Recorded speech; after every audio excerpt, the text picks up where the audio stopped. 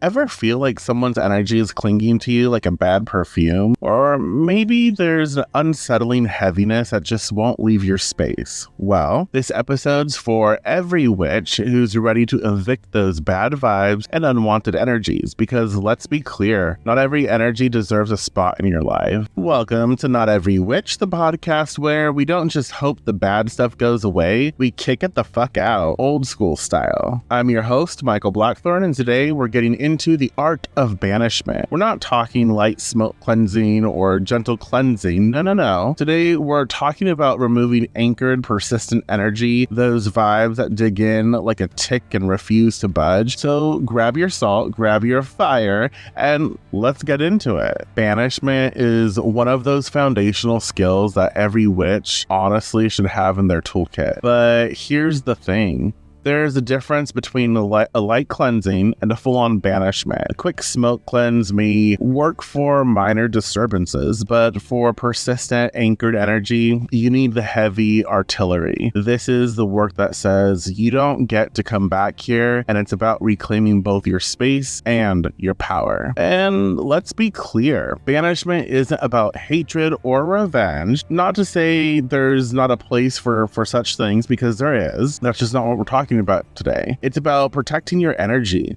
claiming your peace, and reinforcing boundaries. The purpose here is to create a lasting effect, removing unwanted energies, influences, or individuals for good. Today, we're diving into practical techniques, spells, and timing rituals to give you the tools to clear and protect your space in a way that lasts. One thing to remember about banishment, it's all about the right timing and the right tools, like any skilled craft. Banishment work benefits from syncing with natural energies, and this includes everything from clockwork timing to moon phases and planetary alignment, or whatever correspondences work best for you in your praxis. Pay attention to what works for you in these types of situations and write it down, document it, make note of it so you can utilize it later on as well. So we'll get into this a little more in depth later on. Today, we'll go through specific banishment techniques, from using lunar phases and the clock every time I say clock, I think I'm saying cock. Oh my god.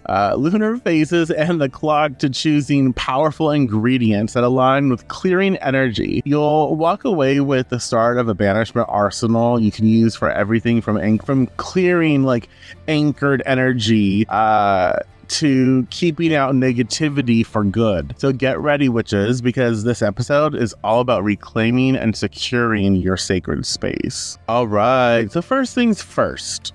Banishment requires something beyond good intentions. It calls for genuine drive, a deep-seated desire to remove what no longer serves you. This work isn't for the undecided or the curious. It's for those who are ready to claim their space and cut ties with what's holding them back. A solid desire to cleanse your space and cut off unwanted energy or influences is the fire that fuels effective banishment. We often focus so much on intention in magic that we forget it's really about this deep-rooted desire, this focus, right? To make sure your banishment sticks, you need to go beyond just wanting something to leave. You need to direct your energy toward a clear outcome of freedom and protection. No room for mixed signals. Not at all. I think that's another, that's a big thing this could be why sometimes people are, why doesn't my banishment spell work? Well, you're simply not utilizing the resources available to you. A lot of times,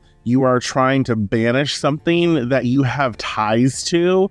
It's kind of like people who tried to banish a significant other or an ex-significant other that they share a child with, but and they have 50-50 visitation, yada yada yada, and so they're trying to banish someone who is legally bound to take that child, right? They can't, you can't banish someone in that sense who is actually showing up, who was going to show up. Does that make sense? And so I feel like people do this a lot, and that's just an example where they're trying to banish something that they're not ready, they either can't at this current time get rid of, or they're not ready to get rid of.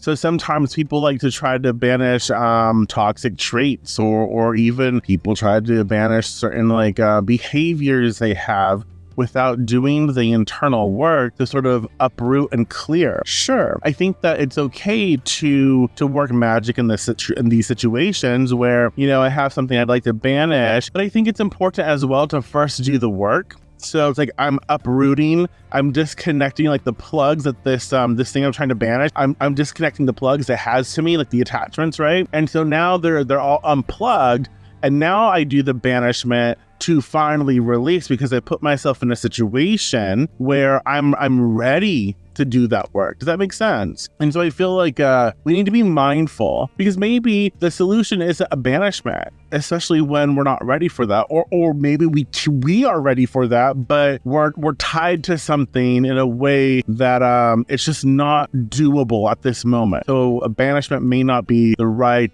course of action. Something that I really like that I was taught starting out was using clockwork timing when like moon phases or even other correspondences aren't available. And this was something I absolutely appreciated, because it removes the excuse like, it's just not the right time. So something, again, I was taught, especially for those times when the moon or other cosmic conditions aren't ideal, is to work with the clock. This is a simple yet powerful technique to align your banishment with the natural energy flow of the day.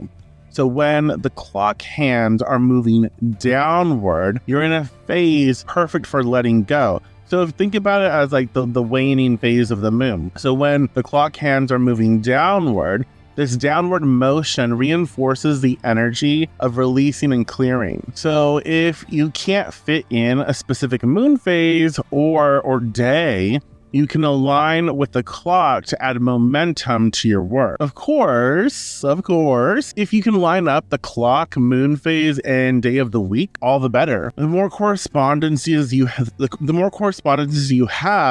the better, like, packed with power your work is. But there's no pressure here.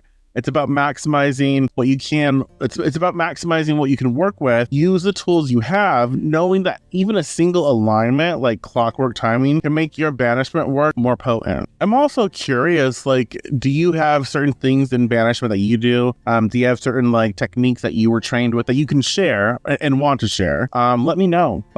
Don't forget to check out our Discord community. But another thing that's going to help with banishment is like the power of Saturday. Saturday is ruled by Saturn.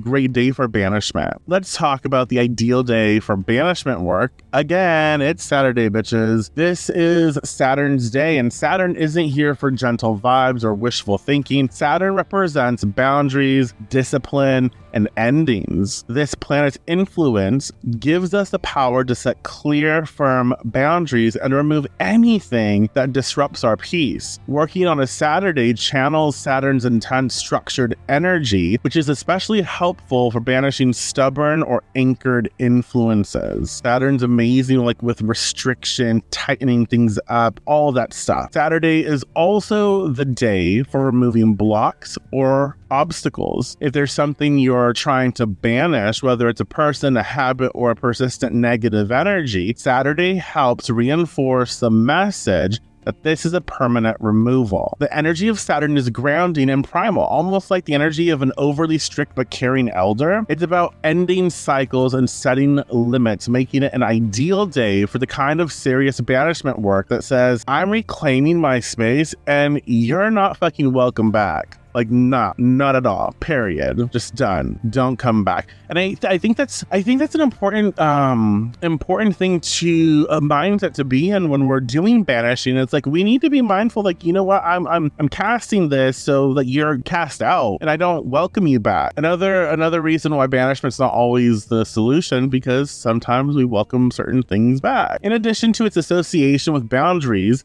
Saturday also has a protective and nurturing vibe. It's ideal for reinforcing your space after a banishment. The color black and darker shades are aligned with Saturday's energy, as well as crystals like black obsidian, hematite, perfect allies, perfect allies for grounding and protecting your space. Absolutely. Now, let's talk a little bit about moon phases. I have a blog on houseofblackthorn.com exploring moon phases. Goes into it a lot deeper.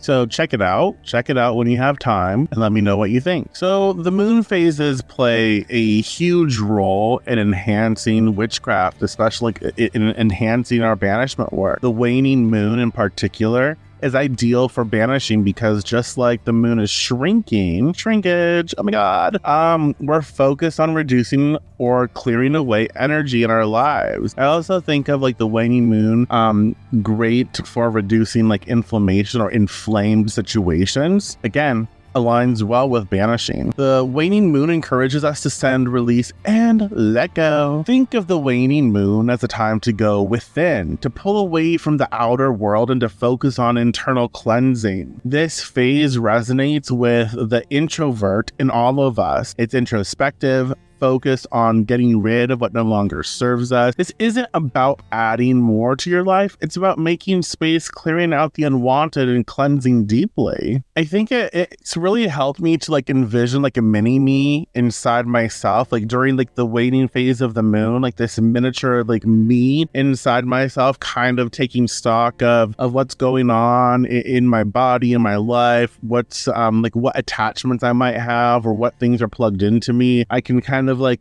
take stock and then like unplug some of the things. Like I don't want this plugged into me. It don't feel good. And I like to visualize the waning moon phase kind of like that, so it helps us to really get a feel for how it works when we talk banishment. So for this is going to be, some people don't like to do work on the dark moon.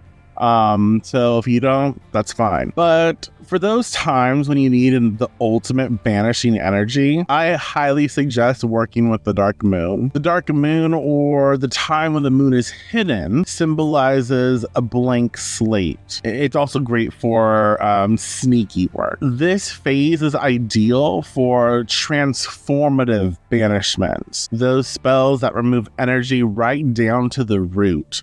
The dark moon is about complete release, casting out old energy to make way for something new. It's a powerful time for banishing heavy attachments, old habits, or even negative thought patterns. I really do appreciate the dark moon. I feel extremely like strong and powerful during the dark moons. Like everything is heightened. I can hear better. Like I just have this sense of clarity. And the dark moon it brings you really, really deep. So when you're banishing things, I feel like this is really good when you are adamant that this needs to be gone forever. Almost like a psychic type of surgery. Like this is removal, like gone. So some people like to work with dark moon, some people don't. It's entirely up to you. A tip to enhance your banishment during like these moon phases or during any type of banishment work is any sort of like petition paper, any spell work, written spell work.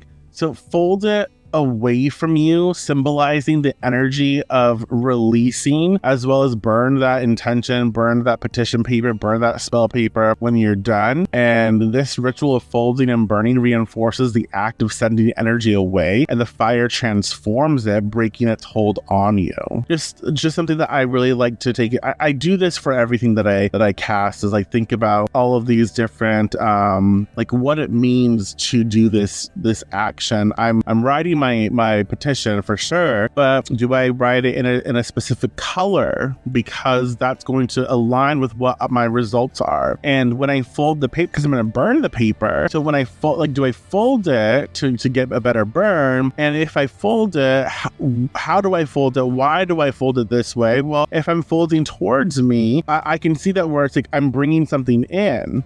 Well, if I'm banishing and releasing, then I want to fold it away from me to expel, right? To cast out, to release. And so I think of these things all the time. Just little things that we can do that we can work in by being aware of it, by being mindful of it. Just how powerful that little shift in what we do can be. So between timing with the clock, working with Saturday, and aligning with the moon cycles, you're building a foundation that amplifies your banishment work. Use these tools in whatever combination fits your needs and your availability. The more layers you add, clock, day, moon, the stronger your work becomes. But remember, you don't have to wait for the perfect conditions. Working with what you have is powerful, and these frameworks are here to support you, not limit you. And something we're not going to actually talk about in this, I have a problem with trying to just give you everything I can possibly give you, which is overwhelming. I can do separate podcasts on maybe herbs for banishment and stuff like that. But something that I should have probably worked in is talking about planetary hours during the day. So if you don't have if you're trying to banish and it's a Tuesday, that's Mars Day. Mars can be really powerful in banishing. So Tuesday, Mars Day. Mars is, again, aggressive, assertive, action-oriented, fire and bam, bitch, get the fuck out, that kind of thing. Gonna chase you with my chancla, So it's stuff very, very aggressive. And that can be necessary in certain types of banishment work. But you might, it's Tuesday, Mars influenced day. I got that. Well, maybe the hour of Saturn.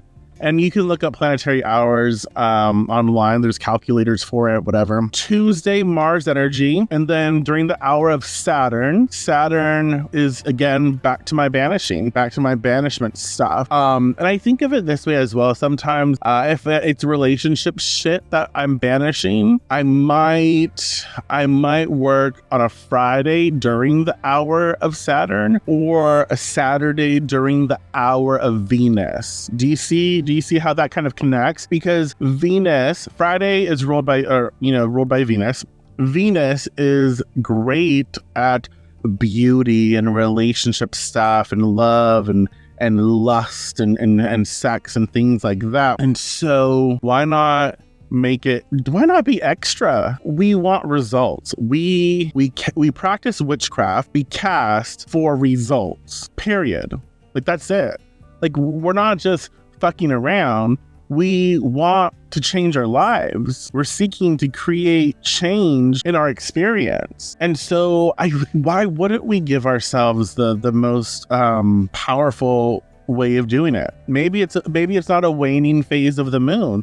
Okay, well, we're gonna work on a Saturday because we can control that, and we're gonna work with the timing, the clock moving downwards. We're gonna work within that time frame. I will say, make sure you have this visual of the clock. Make sure you have the awareness. You're connecting that spell with the actual the clock hands moving downward, so you know that that's the reason why you're casting when you're casting. I just wanted to say that before we go into our next sort of segment, which is going to be all about spells and formulas. There's so much that can be said to set you up for success on banishment. I would love to hear your thoughts, so share your thoughts, talk to me. And if you have questions, send them my way. I'm happy to help where I can. Happy to be of service when able. Let's move on. Now that we've covered timing and preparation, let's get into the heart of banishment work. Spells, bitches. Spells and formulas. Yes, I love a good formula. I do.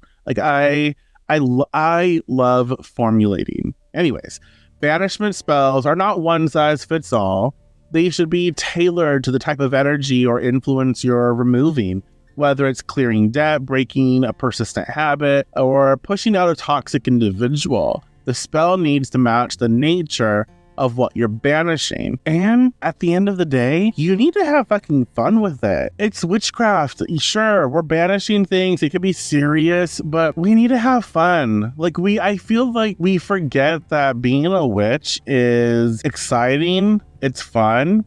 And so we should add that layer of fun to anything, even in the more serious natured workings. There's that we should apply that level of fun to it a little bit. I feel like that's important. I don't know about you, but I feel like it's important. And I will say, like, I'm going to share with you some spells and some things. It's not going to be fully detailed, laid out, fucking shit. Like, I want you to take from our conversations the information, the insight, and I want you to be able to have the tools to work it on your own, to tailor it to your needs, to do all the things. So hopefully I'm doing that. So the first thing I want to talk about is banishing debt. Let's start with something practical. Banishing financial burdens. Money troubles can cling to us like heavy energy, so this banishment helps release debt and create a fresh start. So take your bills and mark it again, first of all, like not a current bill, because you're gonna burn some shit. So make sure it's like maybe last month's bills, okay? So take your bills and mark each one with paid in full 3 times. I prefer to write it in red, just because I feel red is power, red is blood, red is life force. And so I'm like, you know what? This is paid in full 3 times. Like, put it on there 3 times. You can do whatever number. I like 3 for me. I like 3, 5, 9.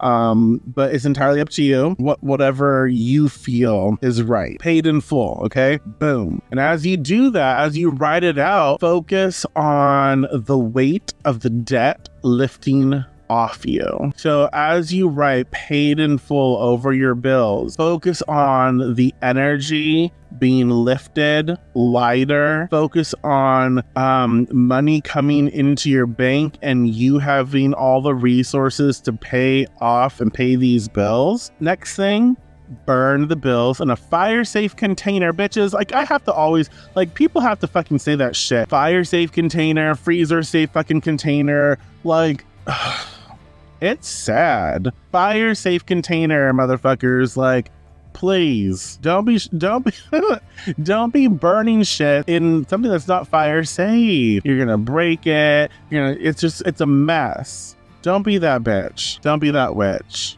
Just don't. Burn the bills in a fire safe container while visualizing the debt disintegrating in the flames. So imagine the energy of your debt being consumed by the fire and transformed into a clear path forward. If you're near an ocean or a body of water, you can scatter the ashes during a low tide so during like a low tide to symbolically send away the debt. So like from when it's high tide, when it's moving to low tide is what I'm trying to say. So like if you can time that right, you can send it off. Alternatively, you can scatter the ashes at a crossroads and don't look back. Like crossroads, scatter, walk away, don't look back, to signify that this burden is no longer yours to carry, or however you desire to discard the ashes. Another thing you can do with the ashes, you can utilize the ashes in, if you wanted to make a spell bag, you can put some of these in a spell bag to reaffirm the banishing of debt. There's so many different things you can do, and I want you to get crafty. I want you to put on that witch lens and to start viewing things in this way. And so that's a simple way to sort of like put yourself in a space to banish debt. Now, don't be stupid, okay? I don't know if I don't know if I'm not supposed to say that or what, but just don't be dumb. You can't banish debt and then go make more debt. You don't cast this fucking spell and then like go overconsume, overspend. It makes no sense. Be smart about the craft that you're doing. So if you're gonna go splurge, don't cast. Like, it makes no sense. You gotta be about the work. You gotta be about the results. So you gotta follow through. And you can see like, oh, banishing money stuff. What would be a good day? What would be a good hour? What would be a good yada, yada, yada. So start thinking about that. Oh, the waning phase of the moon. Yes, honey. Yes. Yeah. Another spell that I'd like to share with y'all today, banishing negative thought patterns. So another common need for banishment work is clearing negative thought patterns and like old mental programming. So for this, work obviously I say obviously because we've talked about it, y'all know, work during the waning moon which naturally supports the act of letting go. Write down the thoughts or beliefs you want to shed, such as maybe if we want to go to the money thing, money is the root of all evil, or I'm not good enough, or I always fail. Be specific about what you're releasing. Write it down. And again, I use red, but like sometimes I don't have a red pen or that pen don't work. So I gotta use what I gotta use. Use what you want. But you could even, like, if you wanted to, like, oh, this thought pattern or this belief, whatever that I'm trying to release, I feel is associated with this color. And so you can use that color and write it down on your piece of paper. Fold the paper away from you. We've talked about this, symbolizing the act of pushing the negative energy out. So, like, when you're folding it away from you, our body has memory. And so, like, when I'm folding this away, I would, like, think of it like, oh, I'm getting this. Like, I would even visualize, like, my brain, like, my body in its entirety, whatever. Like, I would visualize that thought pattern, that program sort of, like, coming out of my brain or coming out of my body and being like imbuing the paper and the words with that. And so I would see it like leaving my body into the paper. And then as they fold out, I know that I'm really releasing this. And then burn it. Burn that bitch. Yes. You can use a chant if you like to reinforce your desire. You can use a chant that you create to let go, to release. Again, it would be specific to what you're casting out. And here's one that uses the Capricorn moon and works really good. Capricorn moon would be really Capricorn, like waning moon. Great for that sort of banishment energy. Negativity shall now wane. Capricorn moon, relieve my pain, burn the old, begin anew, strength and courage to pursue. So this is something I've done on the Capricorn moon. Again, negativity shall now wane. Capricorn moon, relieve my pain, burn the old, begin anew, strength and courage to pursue. You can replace Capricorn moon like with waning moon. That would be fine too. So this invokes the moon's natural energy, the waning moon's natural energy of release, helping you let go of old patterns.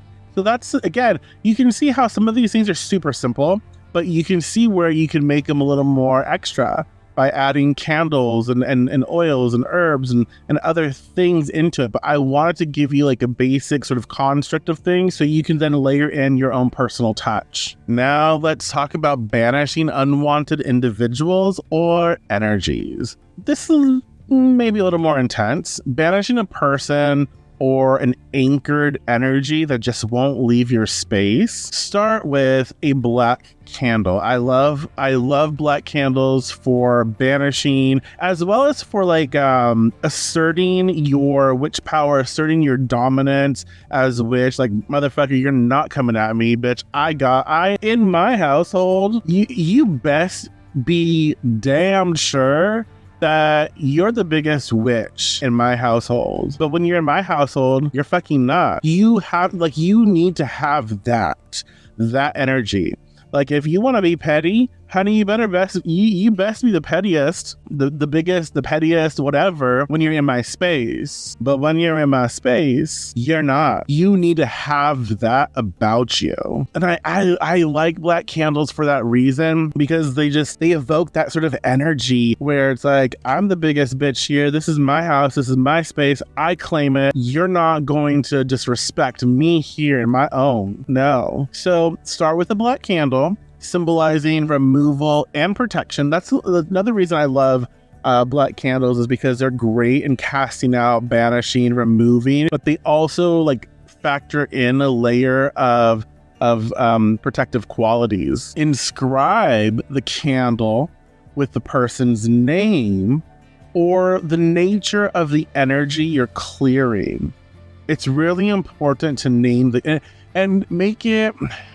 I also like whisper the name like 3, 5, or 9 times. Like, if I know, like, if this is a person, then like I let that candle know you represent this person. This is your name. This is who you are. This is what you are. And dress it with a banishing oil, something powerful, like maybe a mix of black pepper, cayenne, and salt, obviously with some oil, or whatever banishing oil you like from whoever you make your own, you purchase, whatever. Use a banishing oil. Place 9 cloves around the base of the candle to strengthen the boundary. Light that bitch up while focusing on your desire to be free from this influence, to be free from this individual. Use a command like, "You are released from my life now and forever," or something else. You can be something sassy, something witty, something fierce, whatever it is. You do you. You make it yours. You speak, you cast in a way that utilizes your own personal language, the way you would talk to someone who was disrespecting you, who you need to get the fuck out of your space. That's how you speak. And I'm serious when I sound so serious. I'm like, ooh, we gotta lighten this shit up. But make a statement, say something, and you can make a chant. And really visualize this energy being absorbed into the flame, diminishing as the candle burns down. So kind of like, oh, this person's being like really contained, and this energy is being like it's being imbued into the flame, and then as the candle sort of like burns down, see that influence farther and farther and farther away from you, cast out. And I want you to really envision like that influence, that individual being so far from you, like their essence, their entirety of being is out of this world. Like put them in the cosmos. You see what I'm saying? I want you to really feel that energy is not anywhere on this planet for you. And when the candle is nearly done, so like when it's done, like it's close to done, you want to gather the remains and either bury them at a crossroads or dispose of them far from your home. You do not dispose of your shit, of this shit, like banishing. Anytime you do banishment work or maledictive work, don't bury it on your property. I feel like that's something that's just, I wouldn't bury that sort of stuff on my space. Because again, if you're banishing, you don't want that in your space. So discard elsewhere, take it to the dump. I don't care, but discard, go toss it in a garbage 5 blocks down. I don't know, but, or throw it in the garbage at work or whatever, but dispose of it away from your space. Let's talk about a little Mars banishing ritual for some extra force. I love working with astrology. I love working with the planets. Very personal, very important to me. And so this is something that I've created in honor of that. So if you're dealing with an especially like stubborn energy or individual, this Mars banishing ritual packs some serious driving force behind it. So Mars energy, we've talked about earlier, is assertive, and when directed toward banishment, it can help you clear even the most anchored energy, because again, Mars is like this fiery, like just, aggressive energy, and it can just go bam, bam, bam, and really help to get things gone. So for this, take a red candle. I say red. It reminds me of Mars. If you want to do a black candle, that's fine too. Do your thing. But I'm like really channeling Mars here, and I would do this on a Tuesday or on a Saturday during the hour of Mars, stuff like that. So for this, take a red candle and inscribe it with the Mars glyph, Mars symbol. Dress it with your banishing oil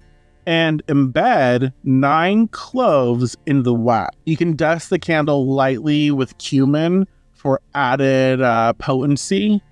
Lightly. When I say lightly, I mean it. I absolutely mean it. Do not make your candle a fire hazard. Okay? So dress lightly, my friends. Lightly. Light the candle. Okay, light the candle and recite the Orphic hymn to Mars, or speak directly to Mars in your own words, ask for the energy to be banished swiftly and fully, visualizing Mars' strength and force, pushing out what no longer serves, severing ties, casting away, getting rid of, taking the trash out, and allow the candle to burn, fully releasing the energy. Bam. That's it. Okay, so I'm done with spells for now. We're going to talk about a banishing oil, a basic foundational banishing oil, and a powder. Okay, and if you have your own and you're open to sharing, share with us. Share. I love formulating. I love hearing your stories. Connect with us on our Discord. Join our Discord. We have fun. Come on now. So to create a versatile banishing oil, use black pepper essential oil, cassia, cayenne pepper, which you can get oil too, and sea salt with a pinch of activated charcoal. And I like to do like a few ashes from like Palo Santo. Like I'll burn Palo Santo and I'll save some of the ashes and add that to my banishing oil because I like it to cast out. Sometimes I'll add a little bit of copal. I can't talk today. To this as well, but just to keep it simple. Again, black pepper. The fuck? Black pepper is so good. I like black pepper in banishing. Cassia is really good for me. Like there's this, there's a little bit of like more like force, like assertive nature in cassia, where it's like I like it for its intensity, but also kind of sweetness in banishing. Cayenne pepper, like that heat and speed. Like come on, let's be about it. Get out. Sea salt for a layer of like that protective measure, activated charcoal, detox, and like just get out, like cast out. I like this. This is just a very basic. And when you're creating your formulas, think of like you're making a banishing oil. When you're able, make it during a waning moon, or you do it during the time where the clock is moving downward. A Saturday. I love creating, formulating, and charging. And so I take all of these things into account when I do that. And so you're not just throwing a banishing oil together. There's magic and power in knowing when you're formulating it and how those influences add to what you're doing. You can anoint your candles with this oil during any banishment ritual to boost the sort of like banishing and clearing power. You can also rub this on doors and windows as a boundary after performing a banishment. So that's another thing that you can do with this type of oil. And for a banishing powder to scatter at thresholds or use in ritual, or even like to lightly dust some candles or put in spell bags. You can combine cloves, rue, cedarwood, garlic, cypress, and rosemary. Yes, our beloved rosemary. Mix with a blend of arrowroot powder and activated charcoal. This blend is ideal for keeping unwanted energy from re-entering your space after a banishment. Sprinkle it at entry points, windows, and any areas where the energy feels dense. All right, so the next two things that we're going to talk about before we really wrap this podcast up are things I feel like don't get talked about enough with spell work. We think we can just cast something and not really follow through with anything else, or that other things shouldn't be considered, right? So right now, after a banishment, the work isn't quite done. You've removed unwanted energy, but now it's time to set up solid boundaries to keep it from coming back. Think of this step as locking the door after you've shown someone out. If you leave it open, they might just walk back in. Protection after banishment creates a secure space, and this layer of defense can include physical items like salt and mirrors, or more intangible measures like setting protective wards and creating a sacred boundary. This shit is so important. And it was always like taught to me where think of banishing as like you're removing something from your space. Your body has memory. Your body wants to fill your body, your life, your energy, whatever, wants to fill that space. And if you don't fill it, if you don't protect it and you don't program it with what you desire, the natural affinity for what was like already there, it can come back, or it can be pulled back. And when it's pulled back, it's stronger. It becomes harder to release again. So let's talk about salt and ash boundaries for energy sealing. So let's start with salt, one of the simplest and most potent tools in a witch's protective arsenal.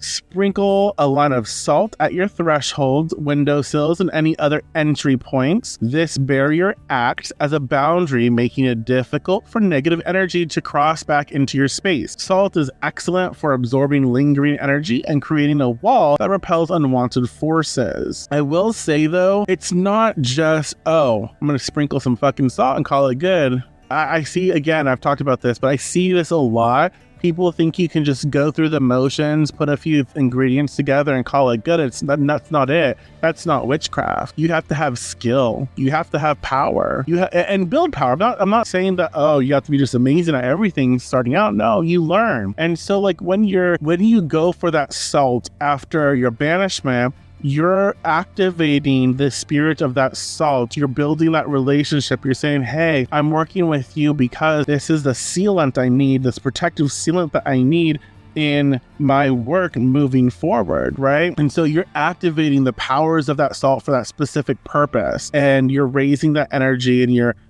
casting that energy out in that space. So it's so important to remember that. If you use fire in your banishment spell, incorporate the ashes into your boundary work. So ashes carry the energy of transformation, and adding them to your salt barrier makes the protection even stronger. Think of it as reinforcing your protective boundary with the residue of what you just banished. So it's like, oh, my spell, this is my spell work is banishing. I can use these ashes mixed with some salt to reaffirm and to make that magic even more potent. So it's creating a symbolic shield of never again, hooker.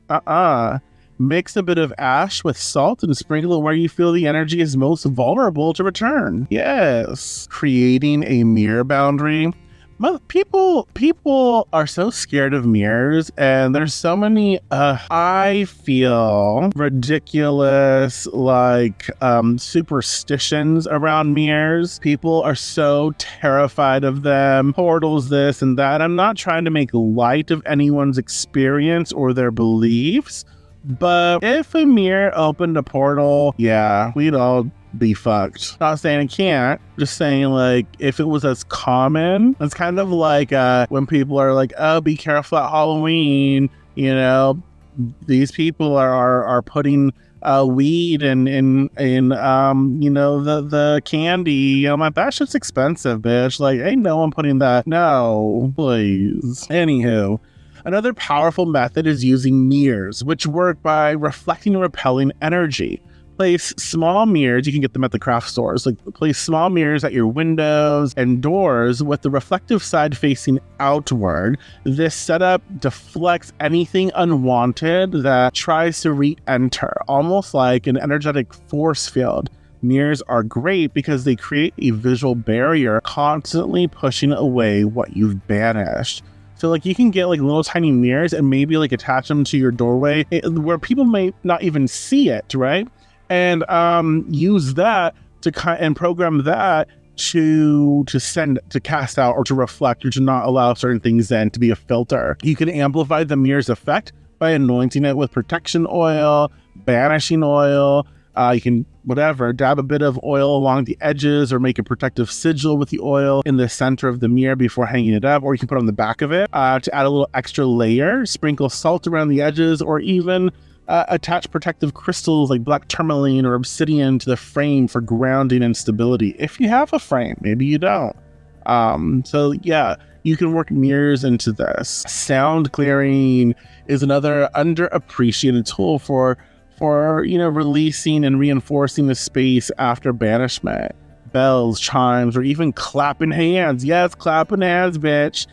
Can help break up lingering energy and keep it from resettling. Walk through each room focusing on the corners and entry points and ring a bell or clap to disrupt any residual energy that might be hanging around. Really great after smoke cleansing too. If you want to get creative, you can set an intention for the sound, like this sound seals my space, or nothing unwanted can remain here. Sound has a way of recalibrating energy, almost like sweeping out the last bits of dust. After you've completed a sound clearing, your space feels fresher, sharper, and more attuned to your boundaries. So herbs like rosemary, cedar, and frankincense are classic choices for reinforcing a space after banishment. Burn these herbs to create smoke and waft. I like saying waft. Waft it through the area to create a protective cloud. This smoke acts as a filter, reinforcing the cleansing work you've already done while adding a protective layer, making sure to focus on doorways, windows, and other entry points as you move through the space. For those who prefer something less smoky, essential oils can also do the trick. Or just like herbal infused waters. You can make a decoction of an herbal blend. Mix a few drops of rosemary, eucalyptus, or clove oil in a spray bottle with water. You kind of need to like mix it with something else that's going to break up the oils and help it to move through the water, or you're just gonna have to keep shaking that damn water bottle like cray and mist around your space to seal in that protective energy. If you have a diffuser, you can also do that, but just make sure if you have pets that you have you're working with an oil blend that is first of all diffuser safe, but also pet safe. So there's that. You can use Florida water. Florida water is lovely, so you can use Florida water. You can use your herbal blend infused waters.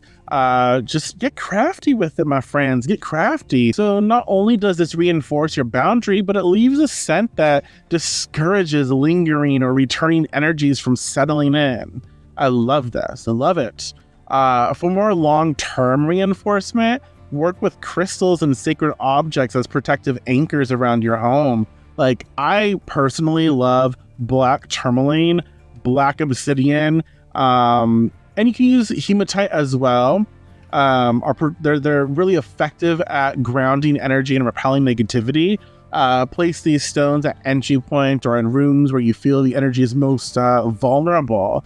If you have personal sacred objects such as protective amulet or a small statue representing a deity or spirit you work with, place them in prominent positions in the home. These objects serve as reminders and energetic guardians, keeping watch over your space and reinforcing your boundaries. The presence of these items grounds your intent and reminds you that the space is shielded and supported. You can also work with like the spirit of the place and have, but that's probably another conversation, another episode. This one's already feeling really long. In addition to protecting your physical space, it's essential to reinforce your own energy after a banishment. And I think it's just really good psychic, energetic hygiene to do this after anything you do, magic-wise. Visualization works wonders here. Imagine a shield or a bubble around yourself, something solid yet flexible. This bubble is your personal boundary, ensuring that any lingering energy from the banishment doesn't affect you directly. Visualize this boundary every morning or after any major banishment work. See it as a reflective surface that repels anything unwanted, almost like a mirror that deflects outside influences. Reinforce this visualization with a simple mantra such as, my space is protected, I am grounded, and nothing that doesn't serve me can enter. This boundary is both a mental and energetic tool that helps maintain your protection, keeping you centered and guarded. Yes, bitch. Also, protection isn't a set it and forget it practice. It requires regular check-ins. I cannot stress this enough. So many people, I feel like I'm gonna get shit for saying this. There's so many like lazy witches. I'm not like, if you don't have the spoons for something, you don't have the spoons for something. I'm not judging that at all. No. But there are people who are just lazy, period. And or maybe they just don't know as well. But like, you can't just do something once, especially when it comes to like cleansing, protecting certain things that are just it's good to have a regular routine in certain things. Anywho, just as you might clean your home, however often you clean, refreshing your protective boundaries keeps them strong. It's important to revisit your mirrors, your salt lines, your crystals, whatever it is you have in place to make sure they're in good shape energetically, spiritually, physically, all of it. You don't want to let them collect dust because that's not good energetic-wise.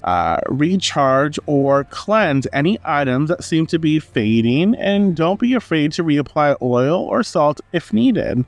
You might also want to repeat a protective ritual with each new waning moon as a way of keeping your space clear and secure. Consider it routine upkeep that keeps your protection fresh and effective, ensuring that what you banished stays out. So reinforcing your space is an empowering act that asserts your control over your environment. You're not just reacting to energy, you're actively shaping and guarding it, creating a space that feels truly safe and aligned with your intentions. With the layers of salt, mirrors, sound, herbs, crystals, and your own energetic boundary, you're transforming your space into a sanctuary, fully protected and free from any lingering negativity. We've banished, right? We've kind of sealed the energy and protected, but we also need to invite good energy in after we banish. Again, play with what works for you. I like inviting good energy in after I seal, because depending on what you cast out, depending on what you banish, it could try to enter back or come back super fast, right? And so I just feel like it's really good to banish, then seal or protect, and then invite the good vibes in, as they say. So now that we've banished the unwanted and reinforced our space, it's time to invite in the kind of energy we want to flourish here. Casting out negativity is only half the work. Once we've cleared the space, we have a blank canvas. So by intentionally welcoming in positivity, we're not just filling a void, but actively shaping the environment to support our growth, peace, and intentions. So start by setting a clear vision for the energy you want to fill your space. Maybe it's peace, protection, abundance, or a sense of joy. No judgment, but you cast out, so what do you want to bring in? Speak this desire out loud or write it down to create a focal point for the uplifting, joyous, positive energy. Think of it as inviting in a guest who aligns with your vision. You're welcoming a specific kind of energy to stay and settle in. So as you do this, take a few moments to visualize the space filling with your chosen energy. Imagine a warm, gentle light expanding to every corner, bringing in the vibration, the frequency of your desired result. You might even visualize the energy as a color. Maybe you like gold for abundance or pink for love. Maybe you like green for healing. Again, whatever feels right for you, use that. This visualization plants the seeds of what you want to grow in your space. You can light a candle in a color that corresponds with your intention, your desire, such as maybe white for peace, green for growth, or orange for creativity. Again, it's up to you and how you connect with these things. Dress it with oils or herbs that align with that energy that you're bringing in. For example, maybe rose petals for love, and maybe basil for prosperity, or lavender for sweetness and tranquility and peace and calming and soothing. Place this candle at the center of your space, letting it shine and warm up the energy around it. You can also create an herbal blend to sprinkle or burn throughout your space. Mix dried herbs like rosemary for clarity, chamomile for harmony, or cinnamon for abundance, and scatter this blend around your home or place a small amount in corners. Again, be responsible with what you use, because some items are just not pet safe. Just be mindful of that. Each herb has its own spirit, its own energy, its own frequency, and by using them together, you're blending those frequencies to create a harmonious, welcoming atmosphere. Music and sound are also excellent for shifting energy and raising the vibration of a space. So after a banishment, play some uplifting music or tones that resonate with your desire. singing bowls, chimes, or even favorite songs that make you feel energized and joyful can transform the atmosphere in seconds. Maybe you do this on a monthly basis. So if you do, have a playlist. Make a playlist that sort of like when you want the type of energy you want to bring in, have that at the ready. Have that like, I'm gonna put this playlist on. It's gonna be great. It's gonna and you get yourself there super fast because you're training yourself like when this playlist hits, I'm bringing in this good shit. So go room to room, letting the sound ripple through the space and imagine it sweeping out any leftover residue while inviting in the energy of joy and positivity. Sound fills the air and settles into the walls, creating an energy pattern that's aligned with your intentions. This can be a gentle yet powerful way to infuse your home with, good uplifting vibes. Even adding like living elements to your space is a great way to welcome life-giving positive energy. Like fresh flowers, plants, or herbs bring vitality and growth. Choose plants like lavender for calm, rosemary for like protection or beauty, spirit connection too, or a jade plant for prosperity. Place these in areas that feel like they need an extra boost, allowing the plant's natural energy to support your desired intention. Not only do plants purify the air, but they also create a cycle of life and renewal within your space. Tending to them reminds you to care for the energy you've set, keeping it fresh and vibrant. It's like having an ongoing energy anchor that quietly supports your intention over time. Crystals are perfect for holding and radiating positive energy as well. You can place a clear quartz in central areas to amplify good energy, or choose crystals like rose quartz for like self-love, self-acceptance, a little bit of confidence, amethyst for protection or divine energy, citrine for abundance. Position them in spots that resonate with your desire or where energy tends to gather, like a dining room table or living room. If you want to be extra intentional, you can cleanse your crystals however you desire to cleanse them. And again, when you cleanse crystals, just be mindful of their most hardness, because some crystals are not meant for water. Some crystals are not necessarily meant for sunlight. So just be mindful of that. If you cleanse your crystals, it's entirely up to you. But then charge them with your specific intention by holding them and speaking your desires. And really communicating like, I'm working with you because you oversee this property, and this is why I would love to work with you and have you like boost this property in my space. So this turns a crystal into a sort of energy battery for your space, radiating the vibe you want to maintain. And now that you've filled the space with positivity and your desired results, create small rituals to keep that energy alive. For example, light your intention candle for a few minutes each day, or sprinkle a bit of your herb blend around weekly. Even a simple gratitude practice, walking around each room and acknowledging something you love about your space, reinforces the positive energy that you've set. Incorporate practices like mindful breathing, smoke cleansing, or smudging depending on your practice.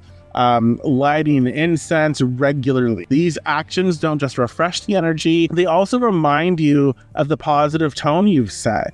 Just like a garden, your space will thrive with a bit of regular care, and the energy you've invited in will grow stronger and more vibrant over time. Remember, you're not just inviting in positive energy for the sake of it, you're aligning your environment to support your own power, peace, and purpose. As you cultivate the energy you want to live in, you're also building a foundation for the life you want to create. This final step of inviting in the good ensures that your home is not only a sanctuary, but also a space that actively nurtures your well-being and intentions. So go ahead, welcome that good energy, let it anchor itself into your space, and create a warm, supportive environment. By aligning your space with your intentions, you're reinforcing the energy of your practice and creating a home that reflects the life you're crafting. I think it's so important. Like, we're gonna get into some other stuff, but like, I think that's so important. Like when we're doing banishing work,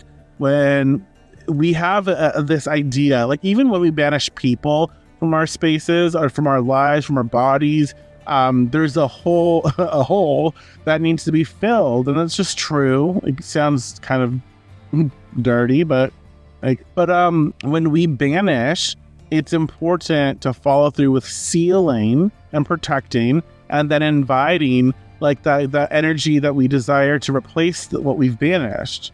So make sure to have a full cycle of this. Make sure to have something in place where, okay, if I'm going to banish, I need to let go. I also need to plan for the sealing, the protecting, and I need to plan for the bringing in of good vibes and good energy. And it doesn't have to be full-on rituals. Like, you can cast your spell to banish, and then you can do a simple protection and a simple like inviting in an upliftment energy. And maybe you want to make it even more powerful. So like, let's say you're banishing on the waning moon, you wait till the waxing moon to start. You do the banishment on the waning moon, you do your protection thing as well at the same time, as well as you're inviting good energies in at the same time. Like you're doing that, but then you want to make sure you give inviting that good energy back into your space a little more oomph. And so you wait till the waxing moon and you start to cast maybe specifically for inviting better vibes in, because then that shit will grow. You're growing, you're inviting good things into your space, and it's going to take root and grow. Does that make sense? And now, my friends, it's time for our favorite fiery elder bitch witch to step in. Welcome to Save Me, Rosemary. The part of the show where our friend Rosemary brings down the banishing hammer, no nonsense style. Today's message comes from a witch who's struggling to shake off a stubborn energy that seems to have taken up residence. Let's read this aloud and see what our beloved Rosemary has to say. Dear Rosemary, I've done all I can think of to banish this clingy energy in my space, but it keeps coming back. I've cleansed, I've smoke cleansed, I've burned a black candle or two, and still it lingers. I feel like it's anchored in here and I'm out of ideas. How can I finally kick this thing to the curb for good? Help me, Rosemary. Well, sweetheart, sounds like you've got yourself a real stage 5 clinger, and trust me, we're not here for any energy that doesn't know when to hit the fucking road. You done the basics, I see, but when something's dug that deep, it's time to bring out the big guns. So, here's what you're gonna do. First, you need to look at yourself in the mirror. You need to figure out if you have any beliefs or thoughts or programs that are holding on to this thing that you're trying to banish. Sometimes they are really, really sneaky, and they get in through the back door. Also, we're taking this up a notch with a proper banishment candle setup. Get yourself a black candle. Specifically, if you can find one, get it in the shape of a figure. This is where a little theatrical flair can be surprisingly effective. Dress it with the strongest banishing oil you can make or find. None of this light and gentle fuckery. We need something that's going to give it a kick. Next, take 4 iron nails and place them in a square around the candle. These little iron spikes aren't just for show, honey. They're solid, grounding, and will form an ironclad boundary that reinforces your spell. Visualize those nails pinning that motherfucker down so it's locked in the candle's grip. Now, here's the fun part. Light that bitch up and don't just whisper sweet nothings. This is your space, honey, and you're here to make a point. Say it with me. What once was here is now dismissed. Be gone, be gone, be gone. And do not fucking return. Put your full power into it and feel the words leave your body as a command, not a request. Imagine the energy being sucked into the flame and burned away to nothing when the candle has burned down and the nails have cooled. Bury them at a crossroads or toss them into running water if you can. This is your way of telling that energy you're gone and you're not welcome back. Banish with the sweep of salt along your windows and doors and seal your space with a dab of rosemary oil or something equally potent to keep everything tidy and anchored. Remember, darling, it's not just about shooing something away. It's about taking charge, claiming your space, and letting any unwanted energies know you mean business. So trust yourself, hold steady, and watch it go.